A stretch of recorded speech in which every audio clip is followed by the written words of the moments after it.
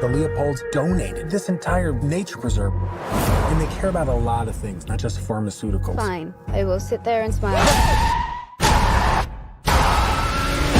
Sorry, we're late. What happened? You walked from the airport or what? It's perfect timing. I need you to act like everything is fine. Is there something in your car? A lot of species in this area are rare.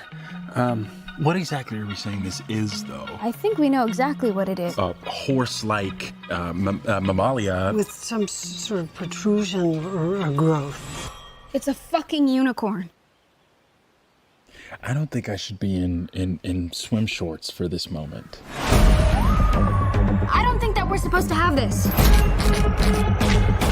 We need to study it. Whatever it is, it seems to be the cure for cancer. Cancer? That's the biggest one. An opportunity for greatness, for immortality. I've never been so alive.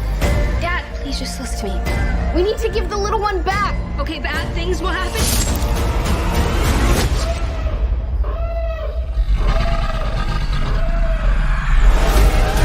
There are two of them?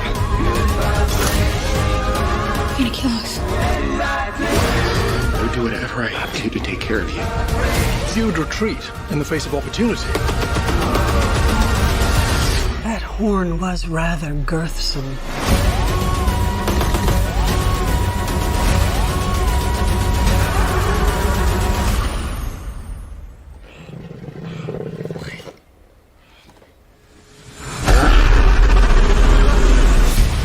Picking up vibrations. Here's hoping we kill Bigfoot on the way home, huh?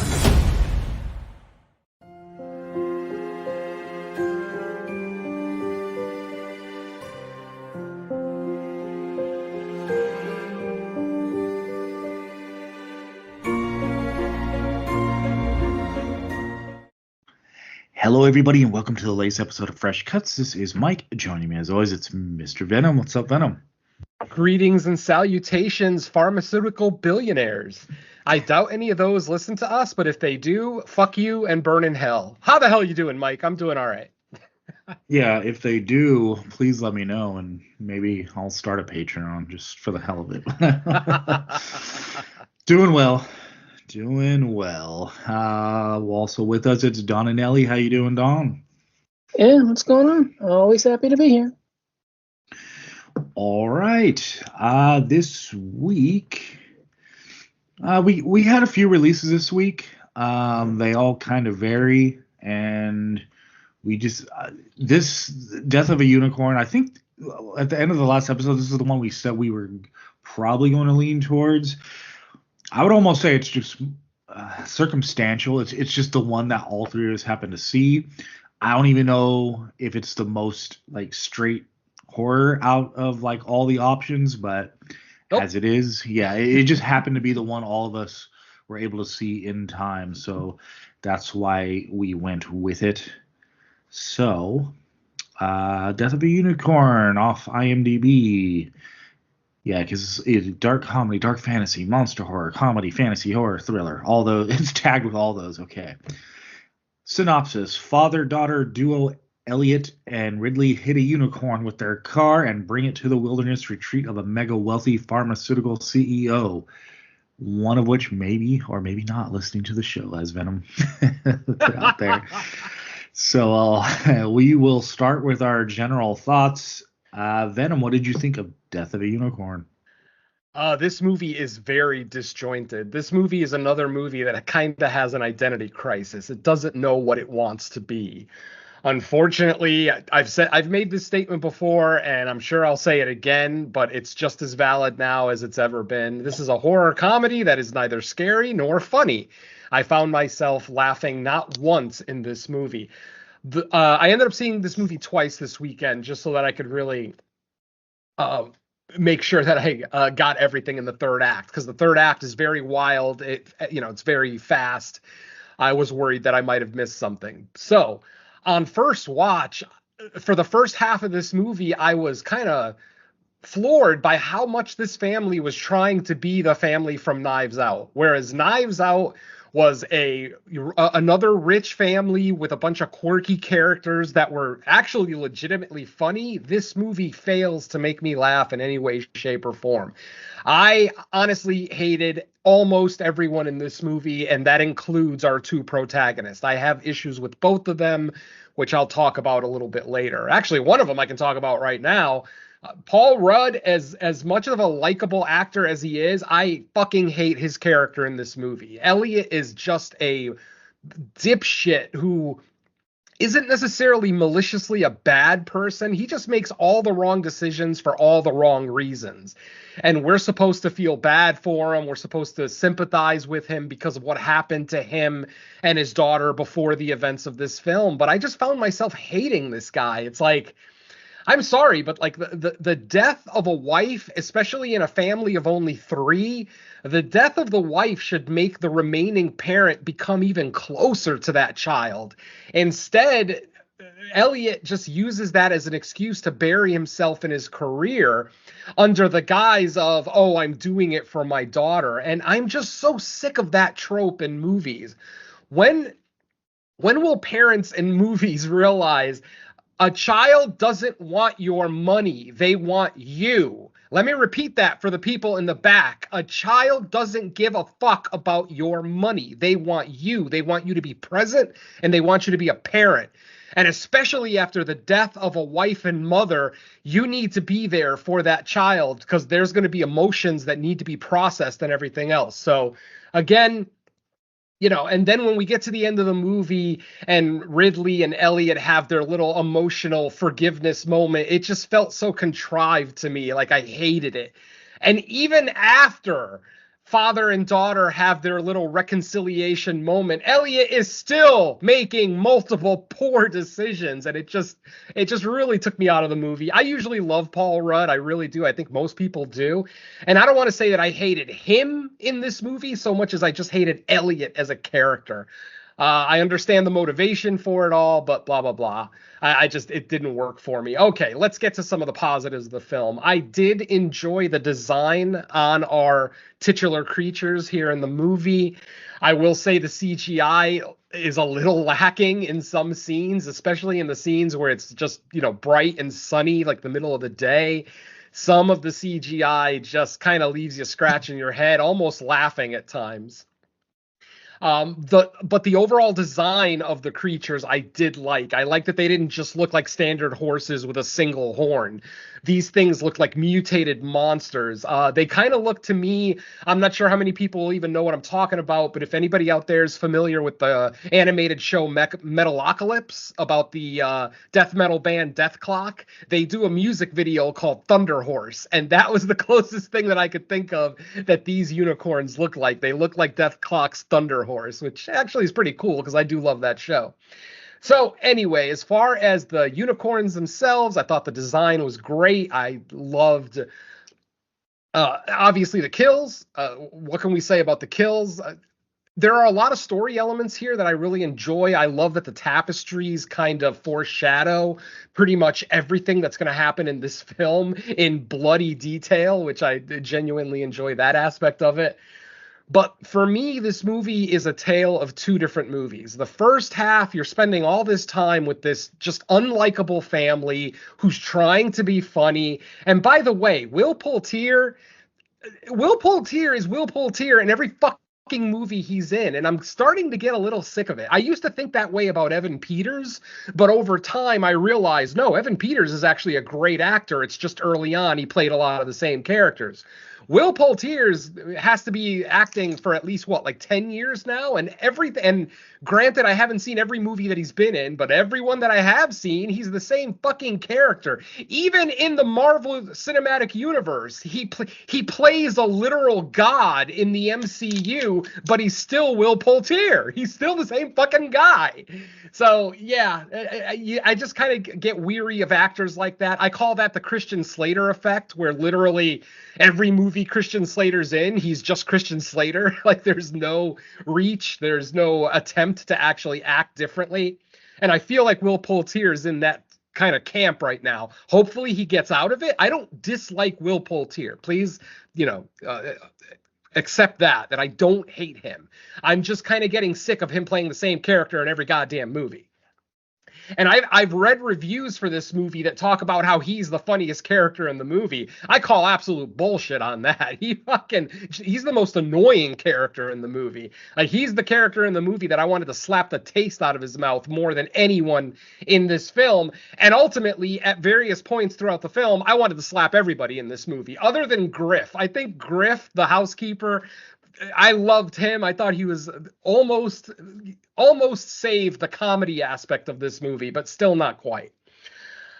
The kills, like I said, are pretty good. The story is okay as far as, the mythology and the lore of the unicorns. I'll accept it. It's not that big a deal. I did like the tapestries themselves. I thought they looked really cool. Kind of turn of the century tapestries from Europe.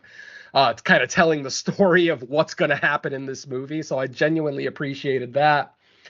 Overall, it's a mildly fun movie, but it's very problematic because, like I said, it doesn't know if it wants to be a comedy, a fantasy, a horror movie, a family drama. Like, they put so much into the pot that it just tastes like shit to me. Like, there's no distinct flavor there. I don't know what they were going for this movie.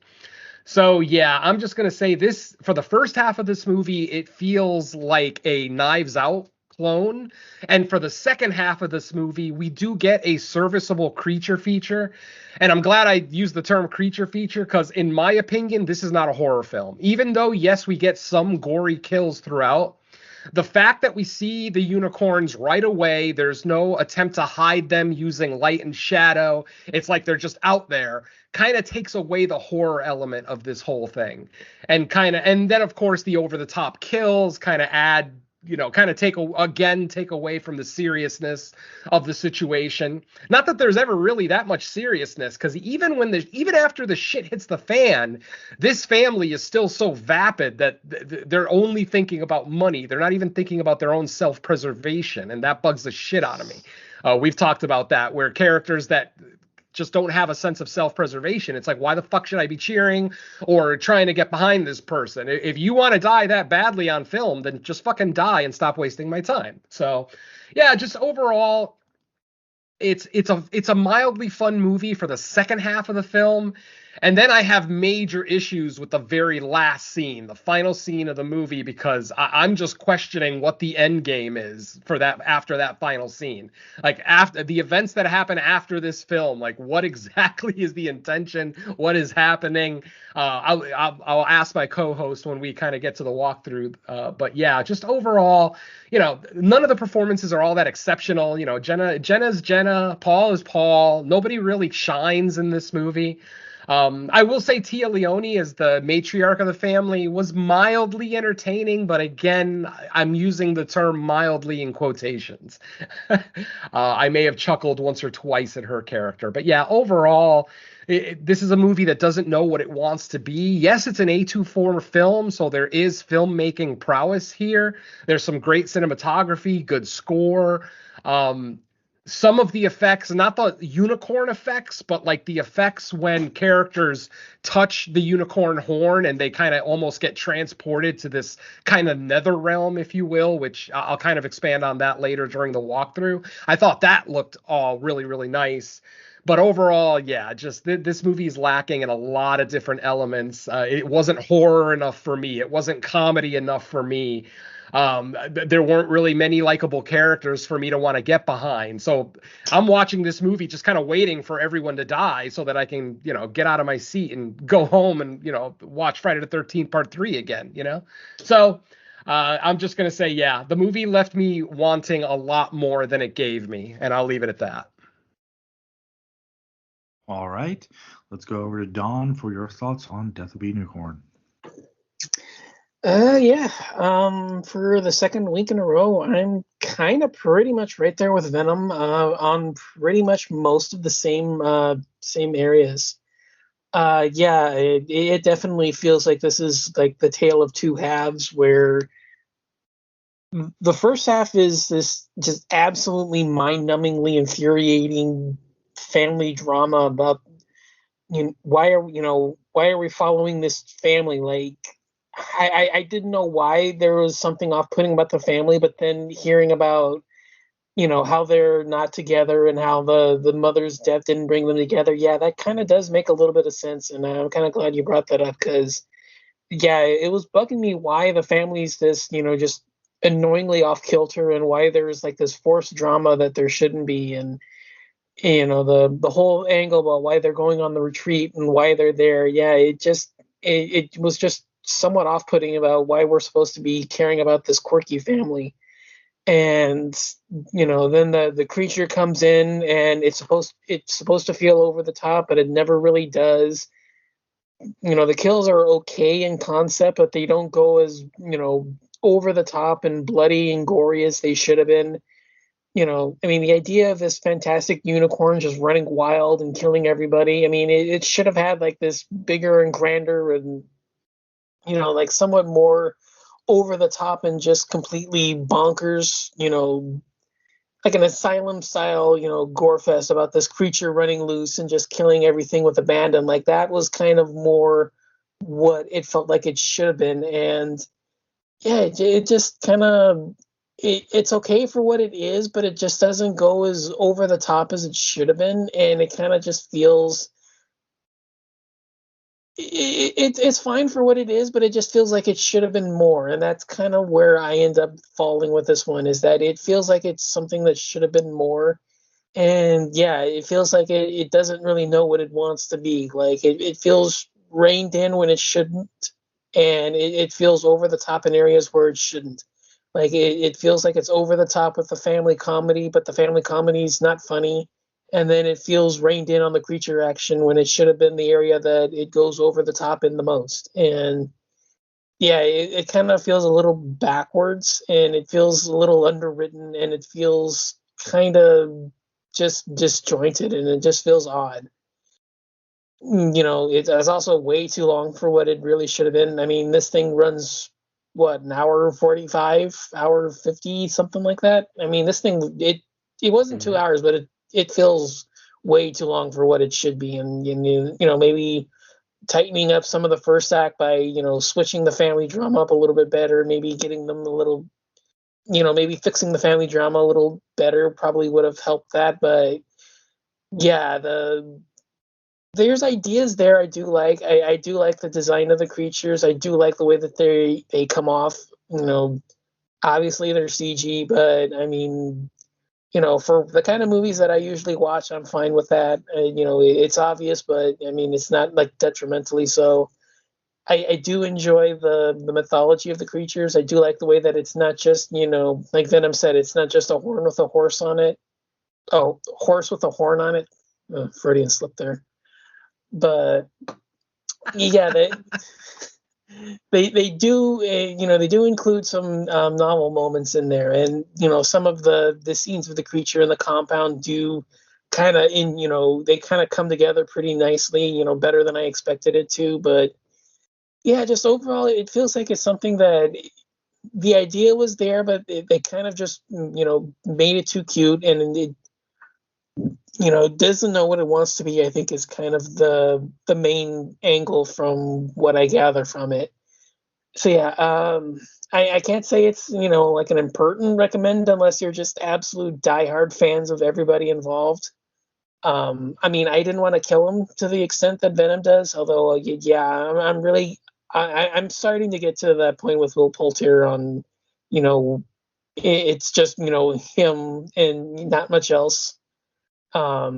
But yeah, I mean, unless you're like just this absolute diehard fan of the studio or the genre or anything like that, I can't say it's an impertinent recommend.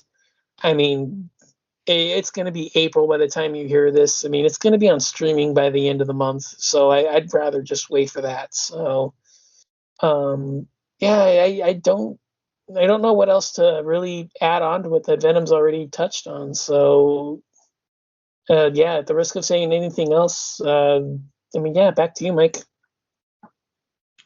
Okay. I am largely going to agree with everything that's been said so far. I thought the movie was okay, but to me, it kind of came off with all the trappings of the writers had like an idea, which was the unicorns themselves, and then tried to develop a story around it versus actually having like a good story to go with the gimmick. Like we were kind of introduced to the family. Well, first of all, one of my main issues is like most of these characters in this movie come off as one note. There's really not much depth.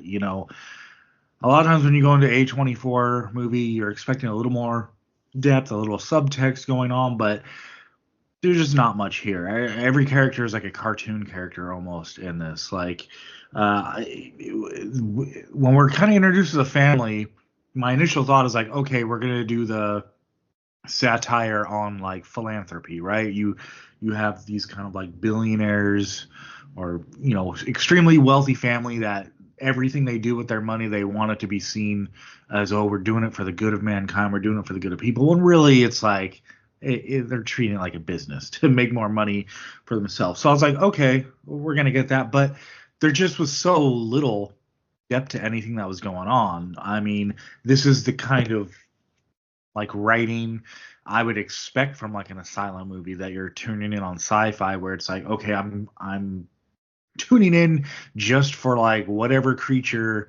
causing whatever kind of carnage, and I'm not going to get much from like character depth or anything else. Unfortunately, with the A24 theatrical release, that's not what I'm anticipating. So when that's what I get, I'm kind of like, eh. I didn't hate it though. I didn't think it was bad. I just thought it was like very middle of the road. The cast, I think it's already been mentioned. The cast is really good. It's just that I don't think they had much to work with the script. I think most of the best stuff in the movie is like when we get the unicorn attacks, but that's largely relegated to like a specific part of the movie, and because there's not a lot to go on before we get to that, even on a first time watch, because I only watched it once when I saw it last Friday. Even on the first time watch, when you're still kind of like learning with the characters as the runtime, I still found myself kind of waiting to like, okay, let's get to some unicorn attacks or whatever. And some of those scenes were well put together. I did like chuckle at like some of the things the unicorns did, but overall, yeah, and I will agree with Venom 2. It does feel like a movie that was kind of fighting itself about what exactly it wanted to be. It didn't really do enough of any of the things it wanted to do. At the top of the show, or when I first introduced the movie, I kind of read off all those tags on IMDb that are categories that it's listed as, and that's probably one of the reasons why. In more capable hands or in a better written movie, you can get away with like 5-6 different genres being listed on your movie, but when you don't have that writing, or maybe like edits, having different people look at it and say, hey, you might want to fix some of this, then it could be a problem when there's like 6 different subgenres listed for your movie. And I think with this one, that's one of its main struggles. I think the movie was pretty to look at. I mean, that's one thing I would give it, is just the setting of where it took place. I liked just watching out in the wilderness. You kind of have this huge mansion in the middle of I guess I would consider like an untouched forest area. So that was pretty. The cinematography was nice. The effects on the unicorns, for the most part, I was fine with. I mean, there were a few things that stood out more than others. I was like, okay, CGI stuff, but that felt mostly in capable hands.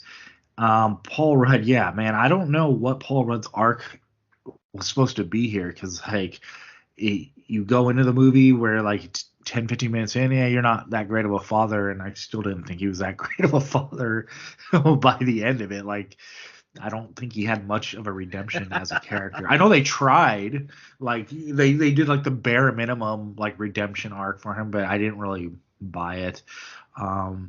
So yeah, I don't know. Like I can't really say I was going into this like super hyped. It just when I saw the trailer, it was like interesting to me. I was like, oh, that's seems like an interesting premise. Let's see what they do with it. It's kind of like similar to a few years ago, I think by now. You remember Lamb, the A24 movie, where like something like that. Where, but I think Lamb was probably better than this because Lamb. Oh my God, yes. Yeah, Lamb really embraced kind of like the fairy tale, like dark fairy tale Nordic aspect of it. It felt, I'll put it this way, Lamb understood the type of movie it was trying to be. It was a consistent tone. And that's not to say that everyone liked Lamb, because I know plenty of people that it wasn't for them, which is fine. Not every movie's for everyone, but I felt like Lamb, if we're taking another kind of bizarro concept movie, that one felt like competently made. They understood what they were going for and they stuck to it, where this one, it was almost like they had a concept and weren't sure what to do with it, so let's just get a good cast and see if they can elevate the source material. And unfortunately, I didn't think they were. So yeah, middle of the road movie for me. Should you see in the theater? I mean, unicorn attacks, I guess on a big screen it would be cooler than for that sake, sure. So I'll leave it at that for now. Back to you, Venom. On second watch, I really noticed a lot more elements of the unicorns themselves that I really liked. Did you guys notice that dew claw, that kind of almost like a velociraptor claw that they had on the back of their hooves? Yeah. I thought that thing was, I mean, even though they don't use it in the film, like it's not like they attack anybody with it, just the fact that it's there just reminded me of a raptor, and it just added to the kind of menacing look of these things. I also enjoyed that. Did you guys notice that they change color? At the end of the movie, there's let's just say, a miraculous event that happens. And after that, they change color. And I didn't notice that until the second watch. But they varied it. But I was paying attention the second time around because I'm like, wait a minute. I remember them being a different color when I watched it the first time. So on the second watch, I'm watching it very intensely. And then, yeah, we get to that event. And they literally change color. What's the symbolism? I mean, we could talk about that when we get to it. But yeah, I thought that was kind of a cool element. I do wish that they would have at least tried to do a practical unicorn, at least with the little one. Because that one literally just kind of looked like a horse, a little horse with a horn. Like, how hard is it to get a trained horse and, at least shoot those scenes? Like, obviously don't shoot the little one with the big one, because one practical, one CGI, it's not going to look right, obviously. But when it's just the little one, I really would have wished that they would have tried to do something practical. But they made the choice that they made. Obviously CGI is cheaper and faster, for that matter, so they can get the movie done quicker. It's just a personal thing. Obviously we're all 80s horror fans here. We all love our practical effects. And when a movie really, really leans into the CGI, it's a little sad is all. It's not like I hated it.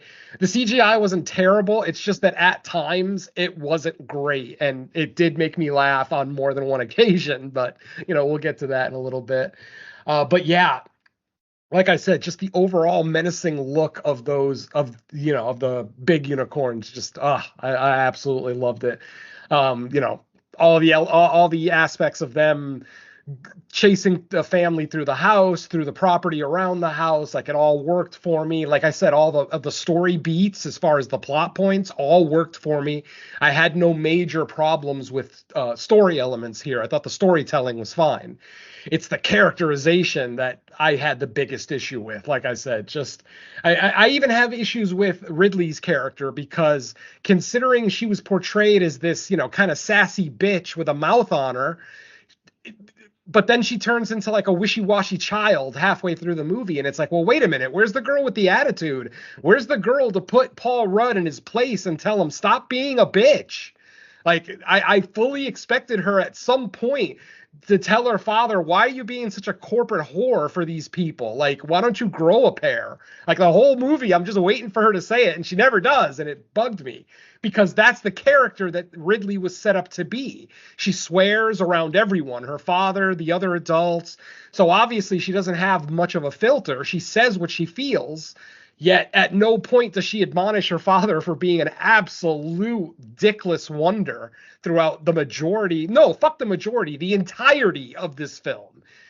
Like I said, I like Paul Rudd. I really do. I wish he wouldn't have taken this role. I genuinely do, because it makes me, even though his performance is fine, there's nothing wrong with his performance. It's the material. It's Elliot himself. They wrote Elliot to be such a wishy-washy little douchebag, and I can't get behind characters like that. I just can't.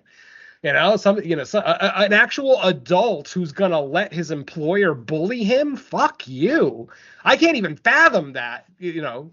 Granted, I've been unemployed for a while, but yeah, even when I was employed, I can't fathom an adult taking that kind of crap from a supervisor at a job. It just bugs the shit out of me. So yeah, like I said, a lot of issues with characterization, but what the movie did well, it did do pretty well. Like I said, cinematography, the design on the horses, the house looked nice. Obviously, it's a multi-million-dollar mansion, so of course it's going to look nice. The outside scenes looked good with the surrounding forest around the house. Like I mentioned earlier, decent score, nothing exceptional that you're going to write home about, but serviceable. It worked. It never took me out of the film by any stretch. So yeah, man, it's too bad, because again, it seems like A24 over the last, I'd say, 3 years is definitely starting to lose a little bit of its luster. Like, I don't get as excited for a new A24 horror film anymore the way I used to. Like, back in the first 5 years of A24, if you told me A24 horror, that was all I needed to hear, and I'm there.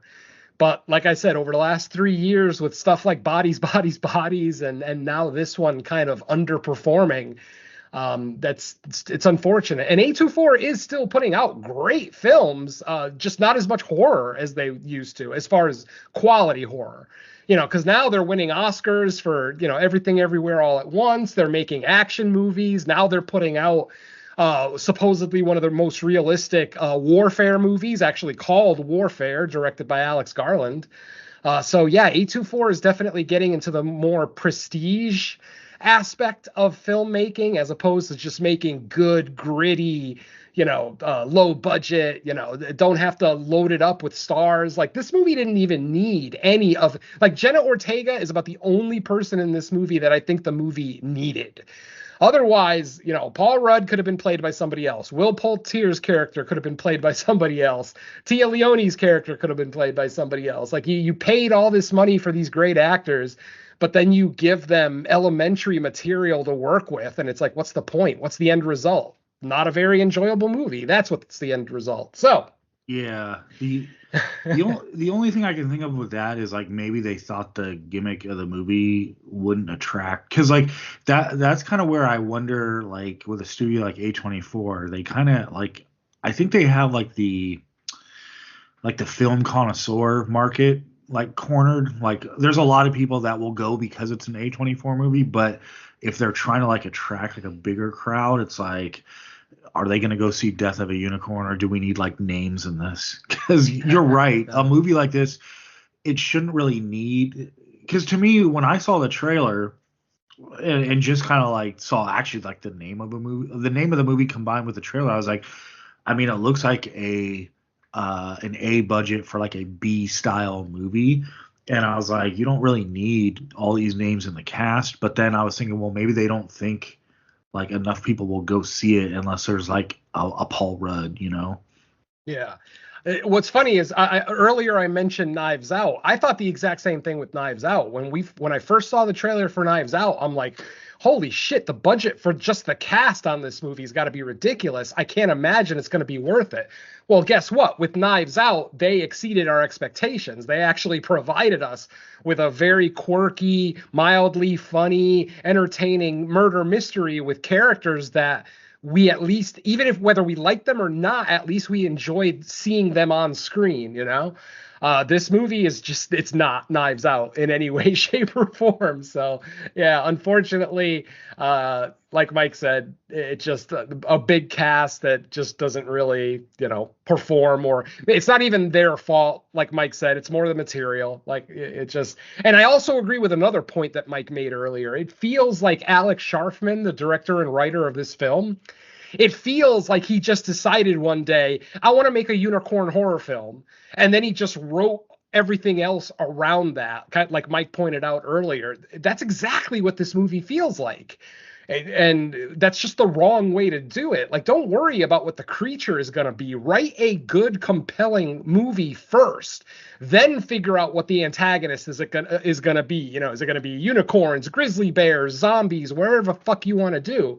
But write a good movie first. And I 100% agree with Mike that it feels like Alex just wanted to make a unicorn horror film and just wrote around that. Which is pretty much a fail. So, yeah, sadly. All right, folks, this is going to be your final spoiler warning. If you have not seen Death of a Unicorn and are still interested in checking it out, go ahead and pause the podcast and rejoin us after you see the film. If you've already seen it or have no interest, then go ahead and stick with us and find out our more detailed thoughts on the film. Our film opens up on an airplane tarmac where Jenna Ortega playing Ridley and Paul Rudd playing Elliot are father and daughter. They are on a business trip for Elliot. It's very obvious that Ridley doesn't want to be there, but because of an event that we don't quite know about yet at this point in the film, she's kind of stuck going with him on the trip. They're delayed at the airport. They end up getting delayed to rent their car. And then finally, they get on the road. And of course, on the way to this important meeting that Elliot has to get through that he's already about an hour late for, they end up hitting an animal. They get out of the car and we see that, yes, it is a little baby unicorn. Not little, because it's about the size of a Shetland pony, you know, one of those big ponies. Little ponies that are full size. If you know what a Shetland pony is, then you know what I'm talking about. Anyway, they end up hitting this little unicorn. Ridley realizes that it's not dead yet and that it's suffering and she doesn't want to leave it there. Elliot goes back to the car to get a tire iron. While he's getting the tire iron, we see the horn of the unicorn start to glow, a brilliant, like, yellow light, almost like a sunlight coming out of it. At which point, Ridley basically grabs the horn, like she touches it with her hand. The instant that she touches it, we see that she's kind of transported to this weird, colorful scape. It doesn't really it just looks like a bunch of colors, almost like a kaleidoscope. Like if you lived in a kaleidoscope and traveled through it, like it kind of would look like this. So, we don't really get a lot of context right now on what she sees. Eventually, her father does show back up and starts basically mercy killing the unicorn while she's touching the horn, which snaps her out of her little hallucination. They end up killing the unicorn in their infinite wisdom. Oh, and by the way, I don't believe for a second that tiny little Paul Rudd and tiny little Jenna Ortega could lift this thing up into their car. They skip that scene, but yeah, bullshit. I call absolute bullshit on them being able to pick up this animal. Anyway, they eventually get to where they're going, and as it turns out, it is the mansion of a pharmaceutical CEO. It's in the middle of an animal reserve, so obviously no hunting allowed, and there's no other houses. Literally, it's just this guy literally has like a national forest around his house. When they get there, they apologize, blah, blah, blah. We find out that the reason that Elliot is there is because he is the lawyer for this family, but he is about to be named the proxy. And what the proxy is basically he will be running this company when the patriarch dies.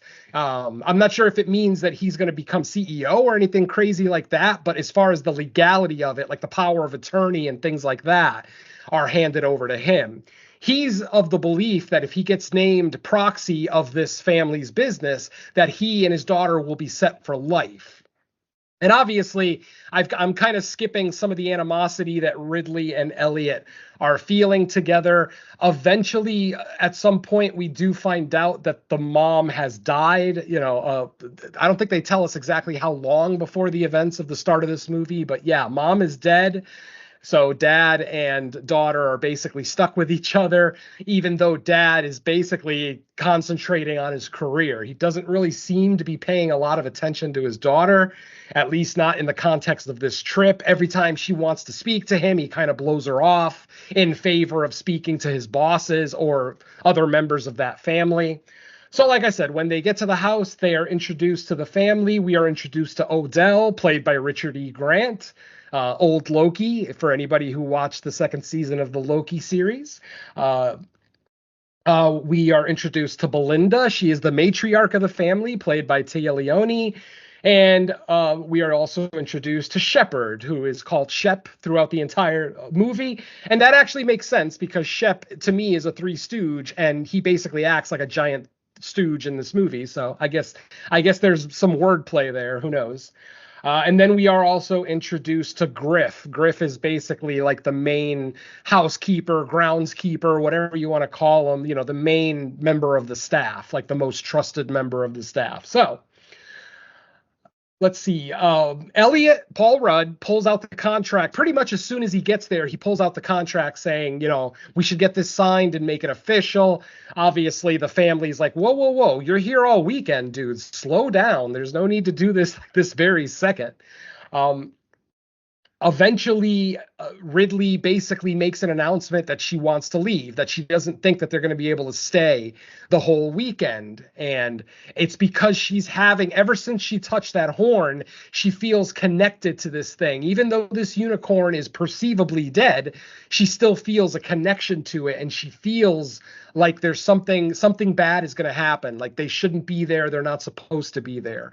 Of course, once again, Elliot just blows her off, doesn't even listen to her concerns, just like he does about a fucking dozen times in this movie. But eventually, the rental car that they brought to this house starts moving.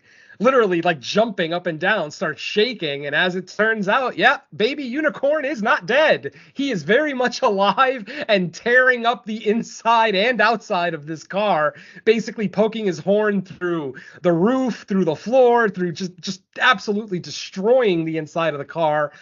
Eventually, it smashes through one of the passenger windows, just its head, because obviously it's still a fairly large animal, so it doesn't actually fit through the window. But it sticks his head out, and the head of security, what's the name of the head of security? I forgot her name. Damn it. Oh well. There's a female character who. Shaw. There it is, Shaw. Basically, she's the head of security. When the baby unicorn sticks its head out the window, she ends up shooting it in the head, perceivably killing it for good now. Now, after this, Ridley, I forgot to mention that when Mercy killed the baby unicorn on the road, both he and his daughter got unicorn blood on them, purple blood. The unicorn blood was purple, which I kind of liked, by the way. We haven't mentioned it yet, but I thought I liked that element. As it turns out, the blood that splashed them has been correcting things that are wrong with their body, like Ridley had really bad acne. Like they actually made a point where you see her picking at it, really bad acne. But then after she wipes the unicorn blood that splashed on her face off of her face, all the acne's gone. It literally magically disappeared, and she has this beautiful clear face behind it. Now, Dad, Elliot, he is suffering from asthma and he wears glasses, so his eyesight is pretty poor. He discovers that he hasn't blown his nose once since they got to the house, even though they're in the middle of a forest. And my friends, I have seasonal allergies, and there's no forest in the world that I can go to and not sneeze my brains out. So, but he notices that he's not sneezing, and he notices that his eyesight is now 20/20. He tries to put on his glasses and realizes his glasses are actually making his vision worse. So the patriarch of the family, Odell, who, by the way, I forgot to mention, is suffering from terminal cancer. The whole reason that has Elliot come over to sign the paperwork to be the family's proxy is because Odell, the patriarch of this family, is on the brink of death. He has cancer. He can barely move. He can barely talk without, going into a coughing fit.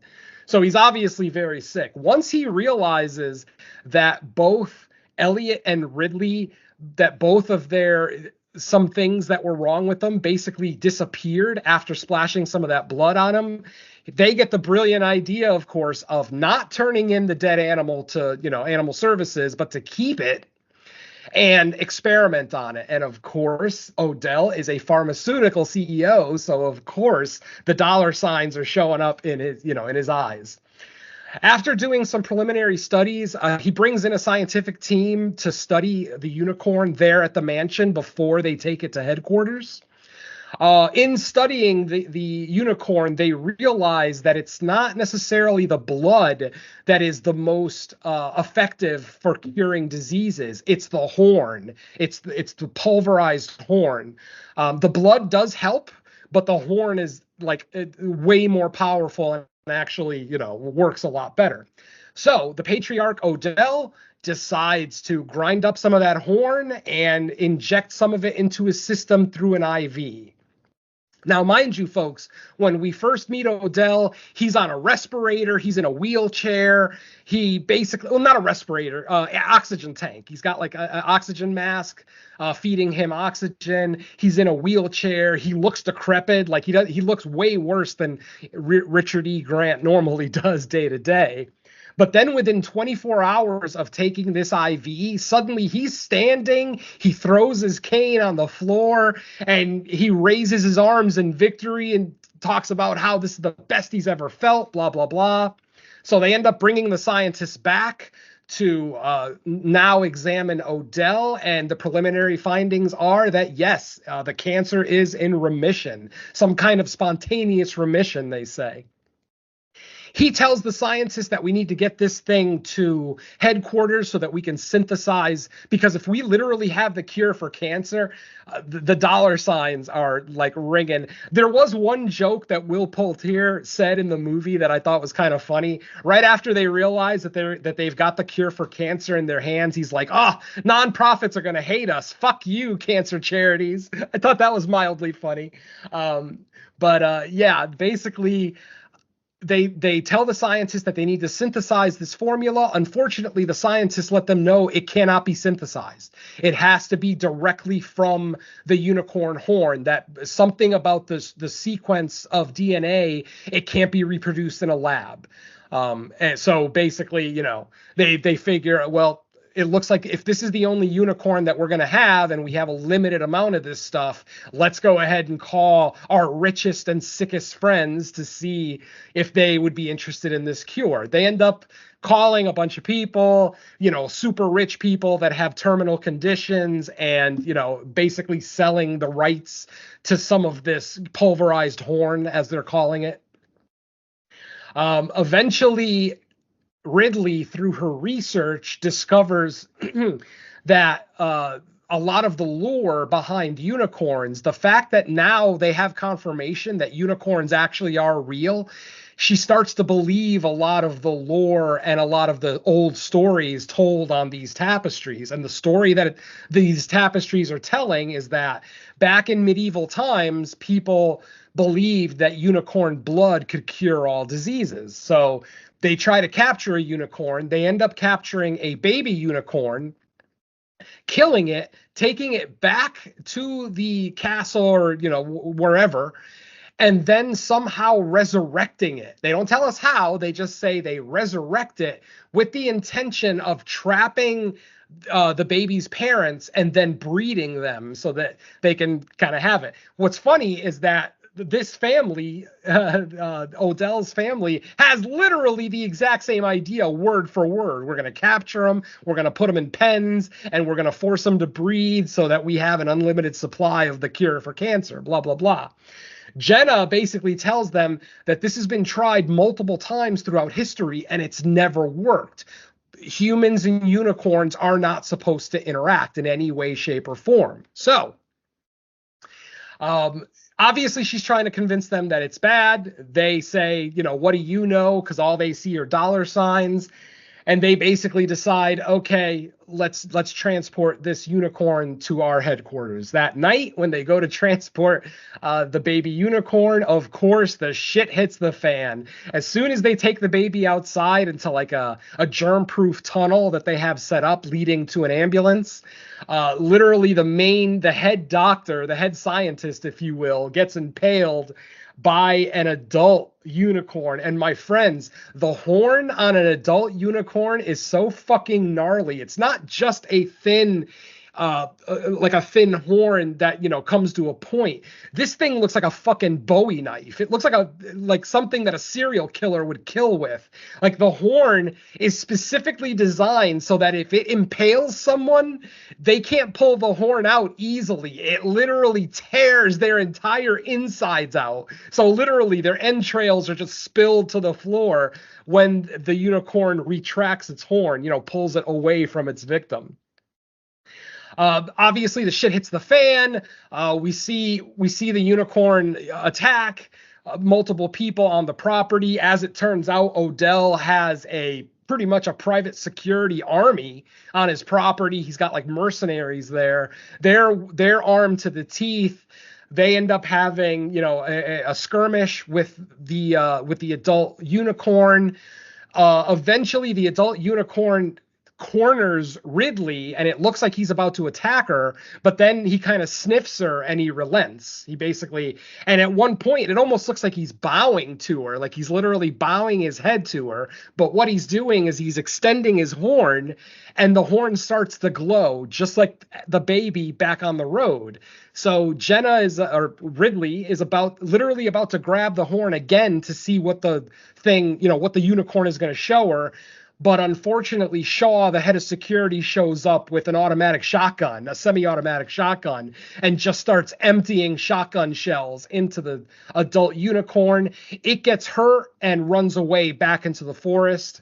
Once they realize that the adult is injured, they put a hunting party together to go out and go after the unicorn. Now, obviously, Ridley this whole time is saying, we can't do this, we can't do this, we can't do this.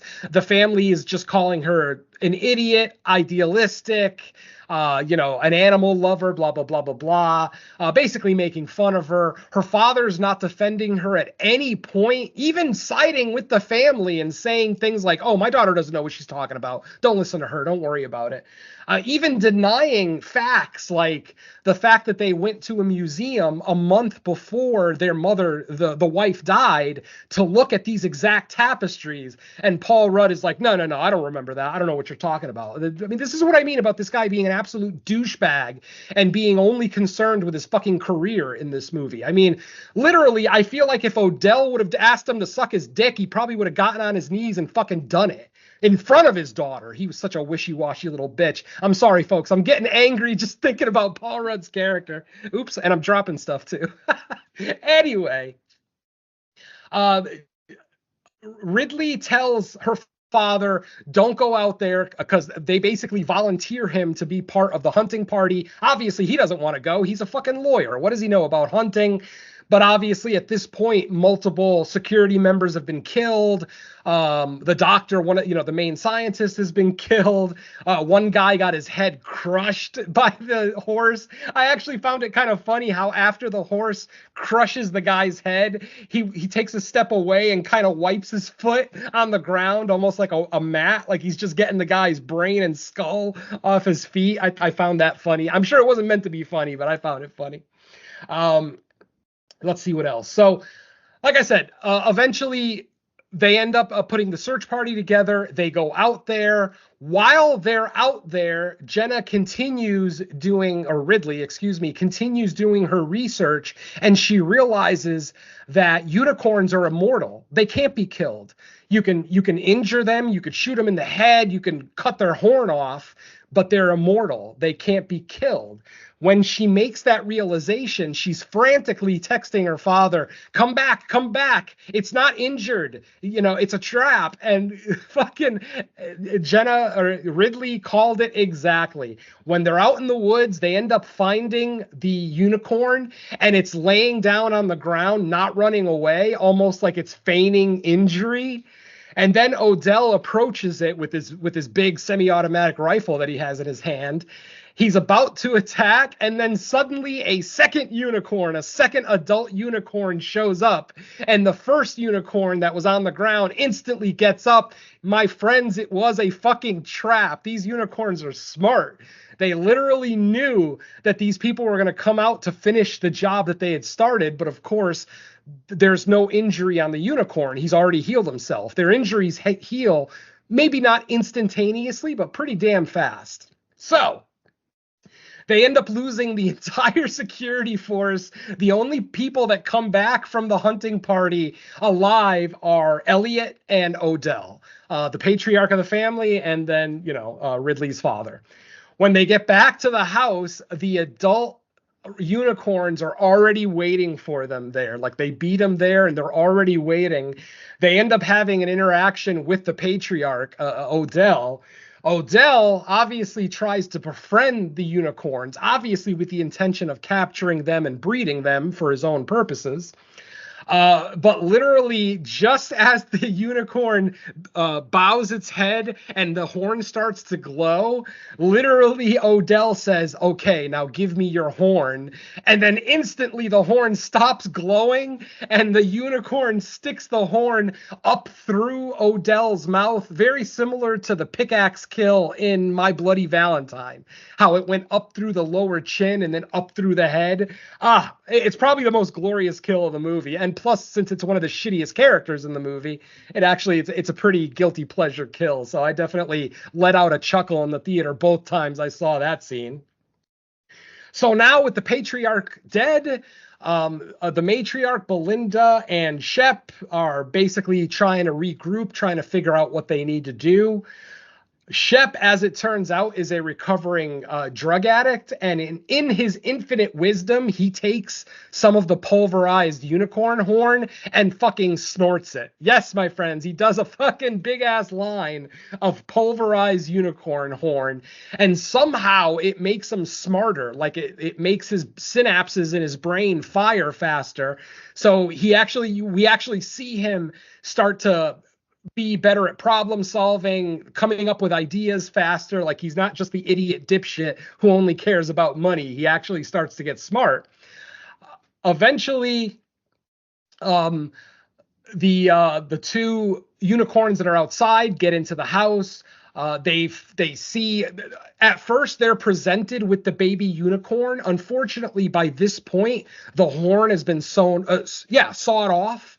They sawed the horn off of the baby unicorn. So obviously a unicorn can't live without its horn. It's not like it grows back, at least in this universe. So we see the parents, the parent unicorns, get pissed off, and they end up tearing the secondary scientist, an innocent girl who really only wanted to do the right thing the whole time. They end up tearing her in half. And like I mentioned earlier, folks, the tapestries actually foreshadow all of these deaths. In the tapestry, we see somebody get their head crushed. We see somebody get torn in half. And then there's other injuries. We see somebody get impaled through the chin, with the horn like Odell did. So literally, it's like a self-actualizing prophecy, which I kind of dig. So eventually, let's see. The matriarch Belinda and Shep grab the horn. They put it in some kind of device to carry it out in. And they decide that they want to just get the fuck out of there, just try to escape. Like, they're not going to worry about trying to catch these unicorns. Unfortunately, the outer gate of the property is electric, and the power has already been cut off by the unicorns. Yes, they are that smart. They cut off the power inside of this house, so they can't open the gate, which, gives us that scene where the secondary scientist ends up getting torn in half trying to escape the partially open gate. Eventually, like I said, the two adult unicorns get into the house. They start making chase. Eventually, they attack Belinda, the matriarch. They stab her with the horn through the shoulder, pulling her through a wall into another room. They start throwing her around like a rag doll in that room. Eventually, the unicorn picks her up with its mouth and slams her down on a pool table that they have right there. She's trying to defend herself, but unfortunately she can't. But she does have a tank of the oxygen that Odell was, kind of utilizing at the beginning of the movie. She sees that her son Shepard is up on the level above them. He's got not a crossbow, a compound bow, a bow and arrow, a compound bow. And he basically has an arrow set up with like a piece of cloth and fire at the end of it. When the mom notices that, she grabs the tank, by the way, she's being pretty much disemboweled at this point. She's still alive barely, but she's being disemboweled. So she turns on the oxygen. She opens up the oxygen tank and then tells Shep, do it, kill this thing. Unfortunately, Shepard is so concerned with damaging the unicorn. He's not concerned about saving his mother. He's concerned about killing the unicorn, because if he kills the unicorn, then he can't breed it.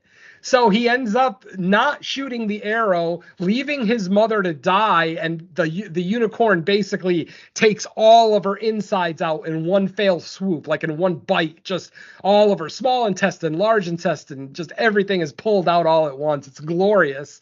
It's actually pretty funny. And right before that happened, I forgot to mention, right before that happened, they opened up the container that had the horn in it and realized the horn was gone. Somebody had taken the horn. So after this, after the matriarch has been killed, we see Elliot and Ridley upstairs in the house trying to get away from the other unicorn. Don't forget, there's two. And this is when Ridley is like, I thought I knew what we had to do. I thought if we just gave them their baby back, that they would resurrect it and everything would be fine. Little does she know that the baby doesn't have its horn. And then she basically, Ridley and Elliot lock themselves in a bedroom. Ridley is like, I don't understand what happened. What did we do wrong? And that's when Elliot's like, I think I fucked up. And he pulls out the horn, the baby's horn that was cut off. He basically took it out of that airtight container that the family had it in, I guess just to fuck over the family, because the family's been treating him like shit throughout this entire movie, to the point where literally they were sending him to do like dangerous stuff. Like when the lights first went out, they would send him out. They're like, yeah, we volunteer you. And he had no choice, because basically it was him and members of the family, and none of them were going to be brave enough to go out there. So anyway. Let's see, where are we here? Ridley and Elliot are upstairs. He shows Ridley that he has the horn and that he didn't know what he was doing, that he fucked up, and that's why the second adult unicorn is chasing them. Eventually they decide, okay, let's go out the bedroom window, let's get to the car, and let's just get the fuck out of here. They agree, but of course, in normal hero dad fashion, as soon as Ridley gets through the window, he closes the window behind her and locks it, and then basically tells her, just run to the car, I'll meet you there as soon as I can. Of course, eventually the unicorn gets into the bedroom. He's able to sneak past the unicorn into another part of the house. And then he runs outside, and that's when we see that it's totally daylight out. Like the night is over, the sun has risen, it's the next morning. We see Ridley get out of the house, but unfortunately she is cut off by Shep. Shep, like I said, because he was snorting the pulverized horn, he was actually getting smarter, and he was to the point where he was able to read the tapestries, and he realized that unicorns do have a weakness, a pure-hearted maiden. And of course, that's Ridley in this movie. She is the pure-hearted maiden. She doesn't want any harm coming to these unicorn, blah, blah, blah. So of course, she is our maiden of the movie. Once Shep figures that out, he takes her at arrow point. I would say gun point, but he's got her he's got an arrow pointed at her. Basically, he takes the baby unicorn, brings it outside in the hopes of luring the adults over. But then he's got Ridley, on the ground on her knees. Eventually, one of the unicorns, I believe the male, because he's the bigger one. I'm only speculating here. I don't know if females or males in the unicorn world are bigger, but I'm going to assume it's the male. He basically shows up first, and he walks right up to Ridley, and he lets out that crazy, roar that we see in the trailer when he's right there up against her face. But then he starts sniffing her. And he realizes that she's the pure-hearted maiden.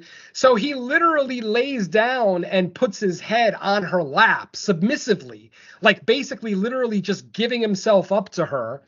When Shep sees that, he grabs a rope and he ties the legs of the horse together. in the back of my head, I'm thinking, are you kidding me? These are powerful unicorns. You don't think they can get out of a regular rope? Like, that seems very, short-sighted, but whatever. He ends up tying up the male unicorn. Then suddenly we see Elliot with the baby's horn in his hand, leading the female unicorn, to the scene. And of course, Shep thinks that Elliot is on his side. So Shep's like, oh, perfect. You brought it over here. We're going to split this 50-50, blah, blah, blah.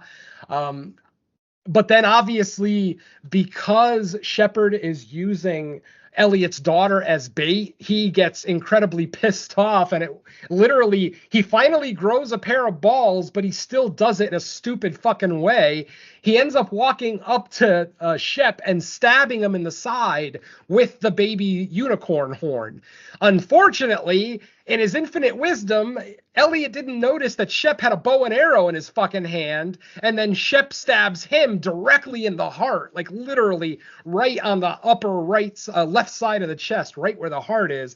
Literally stabs him in the heart with the arrow. And then he starts to get up. We see, obviously, he's been stabbed with the horn, so his wound is probably, at least looking, it's probably a lot worse than Elliot's wound. But he tries to get up to grab the compound bow to then shoot it at Ridley and Elliot. But at that moment, just as he gets his hand on the bow, the male horse is able to get his back legs free. And then we get that oh shit moment where, Shep looks right at the horse's back legs. They're free. And he just goes, oh shit. And then, of course, the horse, kicks him right in the fucking face, sending him about 20 feet up in the air. He ends up landing on his head, killing him instantly. Honestly, the original kick probably killed him before he even landed. But if he was alive, the landing definitely finished it. So, of course, at this point, the unicorns are, the baby unicorn is still dead on the ground. The adult unicorns are on the ground, still partially tied up. Ridley and Elliot have their emotional moment, and unfortunately, Elliot passes away from his injuries. Before he dies, he basically asks Ridley, what did you see when you touched the unicorn? Ridley tries to explain to him that it's just this beautiful place where there's it almost sounds like she was describing heaven, because she talks about how I felt like it was a place where we came from and where we will eventually return to. And then she even says, I thought I saw Mom. So I think Ridley's implying that these unicorns are showing her the afterlife by touching her horn, which, that's one theory, I guess. That's a theory I'll go with, I guess. So like I said, Elliot falls dead, and then Ridley starts crying profusely. The unicorns both get up and look at her and realize that she's crying, realize that the pure-hearted maiden is now sad because of a death of a loved one. So we see the male unicorn get up and grab Elliot's body and put it on top of the dead baby unicorn that's right there on the ground. They grab the horn that was cut off. They put it next to the baby. And then what we see are the horses. I keep saying horses, sorry, unicorns. The unicorns basically stand in front of each other, and they both get on their knees. Both of their horns start to glow the brilliant yellow light. And then they touch horns, almost like they cross swords, if you will. And then we get this cool lightning effect, and a cloud starts to form. Now, this is the scene I was talking about earlier. Like I said, I don't know if you guys noticed it since you only watched the movie once.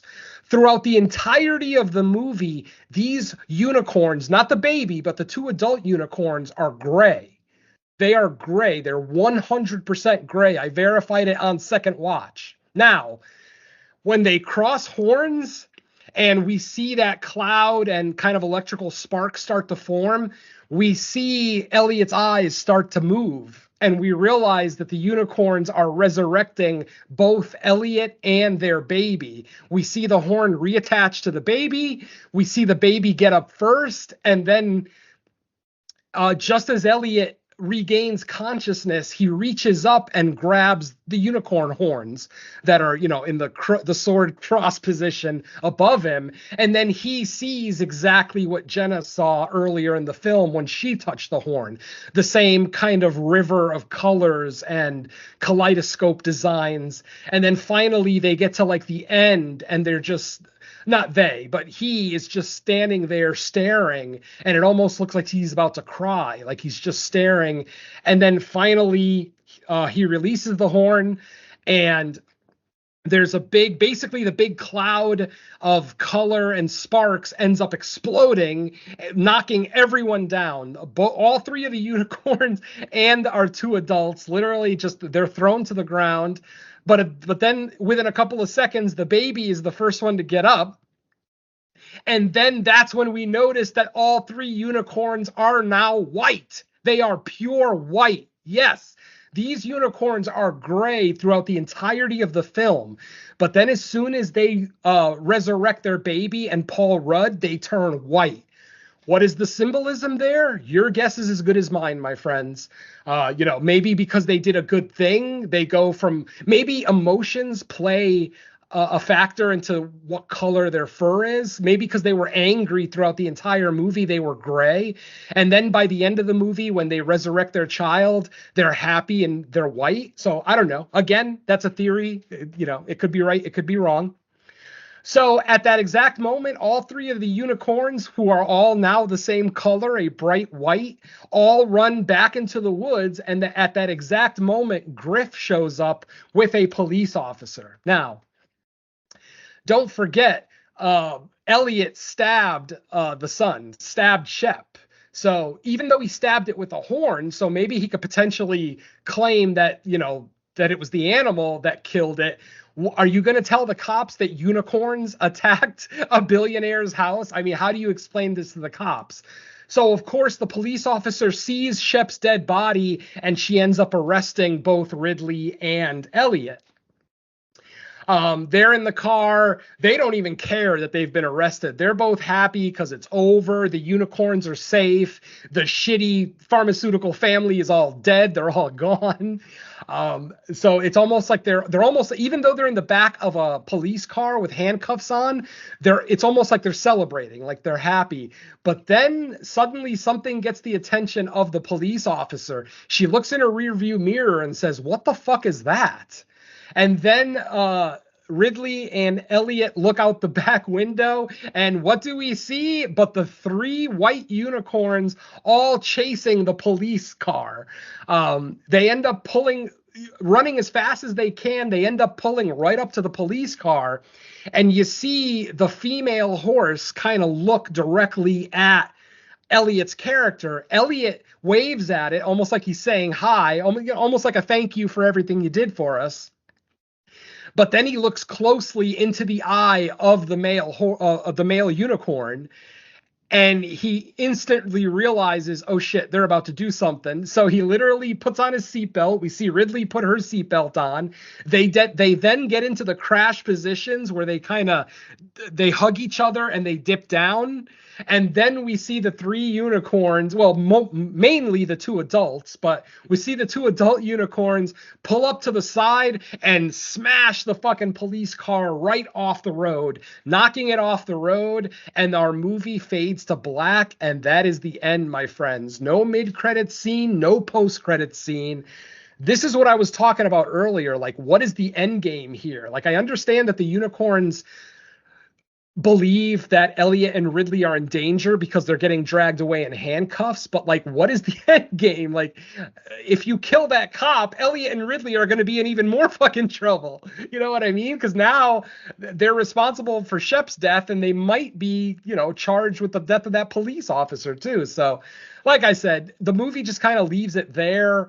Your interpretation of what happens after that, because Griff too, the other thing I forgot to mention is when the police are driving away with Ridley and Elliot in the back seat, Griff is behind them in Odell's car, in Odell's like Porsche or whatever. And so, like, I don't know, I mean, I guess Griff is there to take Elliot and Ridley back to the house or away from, like I said, it just doesn't really make a lot of sense because the police are still going to investigate.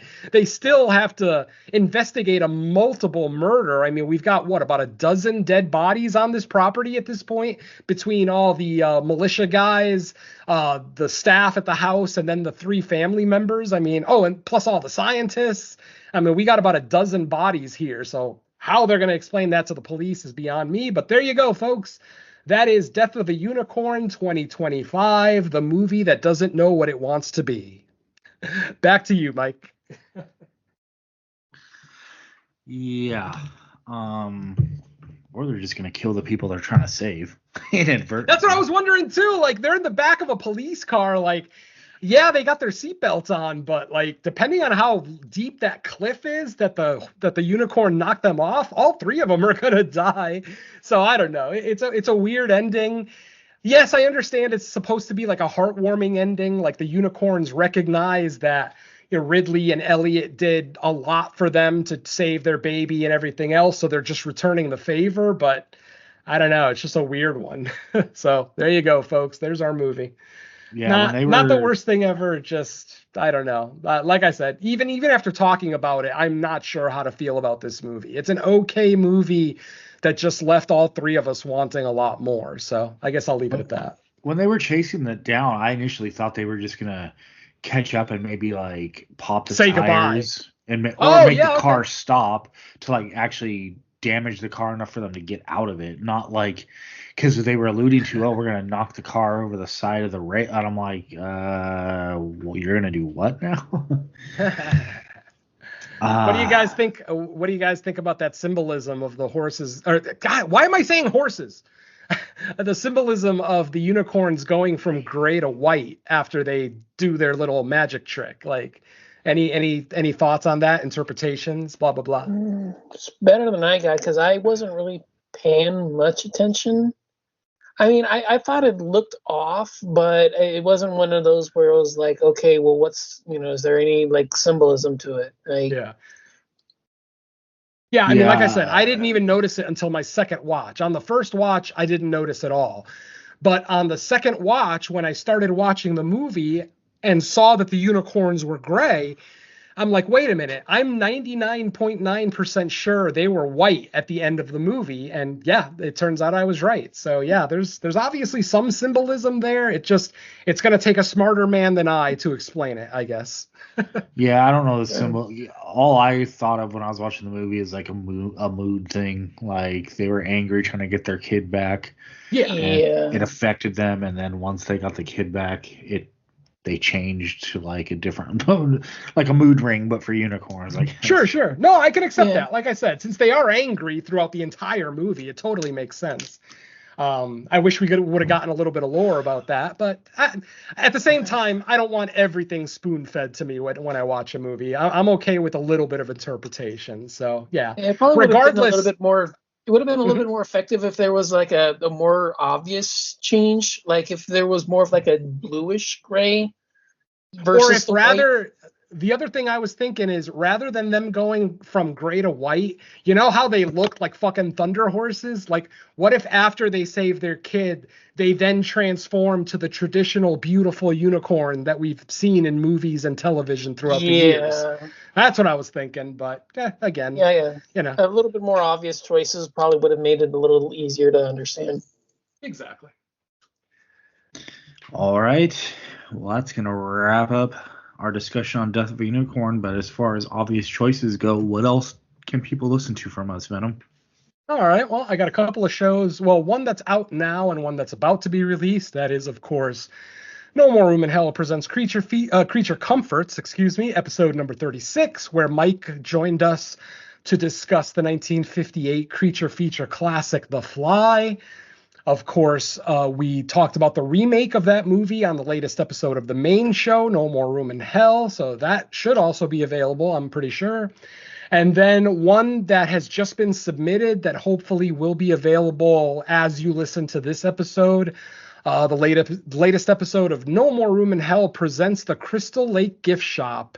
Episode number 8 is in the can and has been submitted to our network head. It's just a matter of it getting released. On that episode, we take a look at the episode of Friday the 13th, the series called Shadow Boxer. So that was a pretty fun episode overall, so look out for that. And that's about all I have. Any guest appearances I have coming up won't be until the summer, so it's going to be a quiet spring for old Mr. Venom. That's it for me. All right. How about you, Don? Yeah, not much. As mentioned, the latest episode of Creature Features should be available. I think we've got the film down. I think we're just finalizing schedules for all of that, right? Or am I thinking of the other? I'll even let's give him a tiny little hint. The movie that we're going to be doing on the next episode of Creature Comforts is currently playing in theaters in IMAX, and that's all I'm going to say. So make your guesses, folks. And trust me, you're not going to understand it. But yeah, I think we're just in the finalizing plan stage now for when we're going to get to that one. Yeah, my appearance on the main show where we looked at the original, where we looked at the remakes of the creature features that we looked at on the main creature feature show. And my 2 commentary guest spots, I think they're at least one's been knocked off the latest episode in the feed, but my appearance on It's Not Horror Okay, where we looked at Soylent Green, and Is It Really That Bad, where we looked at Shark Exorcist. Sweet. Your mother eats krill in hell. All right. As far as I go, I do have a guest appearance coming up, but it's not for a few weeks, so I'll hold off now just because in the world of podcasting, a few weeks can feel like months, depending on if you go through reschedules and postponements and all that. So, as far as Fresh Cuts goes, I know there's theatrical releases. Screamboat opens on Friday. Screamboat? The Steamboat Willie. Well, the second or third Steamboat Willie horror movie now, but it's the first one to play in theaters. Year? So, yeah, I'll go with that this year. I think there's also a summer camp slasher movie too. Is there? Because I already bought my ticket for Screamboat. Yeah, the one by that I forget his name. The kid from Stranger Things. Yeah. Yeah, Finn Wolfhard. He actually I think he either wrote it outright or co-wrote it. It kind of looks like your, typical Friday the 13th style setup where camp counselors are going to the summer camp to work and things go wrong. I mean, that's a very surface level look at it, because I think I saw a trailer, at the theater. I know what you're talking about. I've seen advertisements around, so I wish I could remember the name of it. Blood Camp or something? It's something like that. Something like that, yeah. I know what you're talking about. I know I've seen something for that around. I wish I had the ability to go check it out. But yeah, I have seen. Is it Hell of a Summer? Yeah, that's it. Hell of a Summer, that's what it is. Okay. Cool. I mean, if it's playing in theaters, I'll see that too. I already bought my ticket for Screamboat, so I'll definitely be checking that out. And then if Hell of a Summer is also playing, I'll check that out too. And we'll get back together and figure out which one we're going to talk about. Yeah, and Hell of a Summer is by Neon, which is A24's bastard cousin, so we'll see. Well, technically, Neon's been doing better stuff than A24 lately, so they might be the better cousin lately. True. Cool. All right. Well, with that said, thanks everyone for listening to the latest episode of Fresh Cuts. We will be back in a week's time with another episode. Let's say bye to our listeners. Later. Stop prioritizing your career over your children. I will repeat what I said earlier. Your kids want you, not your money. Damn it. Leave untouched wilderness untouched. Ooh, I like that too. Peace.